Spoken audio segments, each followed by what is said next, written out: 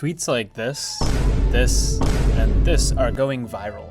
But how can you actually make a game like this in one prompt? It's not actually that easy, and let me show you how. It took about 1 hour of work from end to end to describe this game, work on the code for it, and finally publish it. Let me show you how it's done. I decided to make New Amsterdam. Not Amsterdam, the one you're looking at, but New Amsterdam. This is what New York City was before it was ever New York City.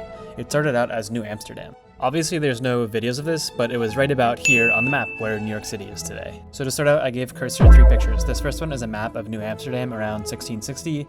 The second one is what Canal Street would have probably looked like around the time. And lastly, this is an image of New Amsterdam's harbor, which is today New York Harbor.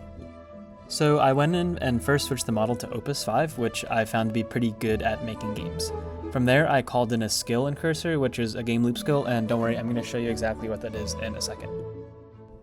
So basically, a game loop is just something I wrote out and I can call in any time, and it bases a game looping idea on what I put in here. So I'm going to say focus on New Amsterdam, and I'm going to say reference something like Assassin's Creed, because that's the game that I want similar in style and sort of feel to this game I'm trying to make, but obviously it's different and unique from Assassin's Creed. So this is the game loop in a nutshell. Basically, it's saying take the game idea and compare it to the reference, and keep looping until that game idea matches the reference at something like AAA quality. It's going to take a bunch of sub-agents, which are little agents that help the main agent do a bunch of tasks. And these can be anything from setting up the sky to making sure the background looks nice.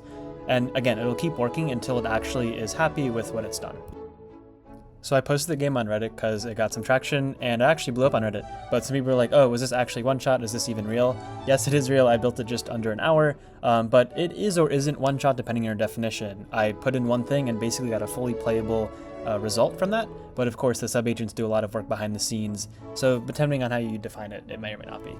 But yeah, this is how it turned out. I was pretty impressed, honestly, with how it turned out. This was basically an experiment just to see, okay, were these people online, like, telling the truth? Like, what's kind of the deal with this? And it turned out really awesome, so I'm very happy about that.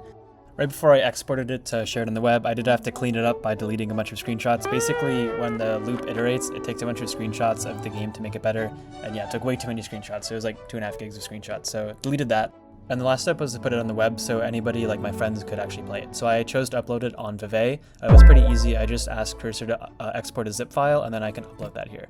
For full transparency, I actually run Vevey, and we make it really easy for beginners to make games on the web. You can follow the same type of process we did today in Cursor right on Vevey. We're working all the time on making it more powerful and better equipped for games like this. But also you can upload your own games if you want people to play them online like your friends. That's how you go from a game idea in your head to actually making and playing it, and then finally sharing it with your friends to play. Oh, and I forgot to mention Vevey's on the App Store, so your friends can take it anywhere they want to go and play it. I'm totally not biased, you should totally download it. Of course, remember, AI is not going to do all the work for you. You have to have a really good game idea, bring your own creative storytelling to the project, and really have a good knowledge of what the game you want to make will be. So keep that all in mind and have fun building.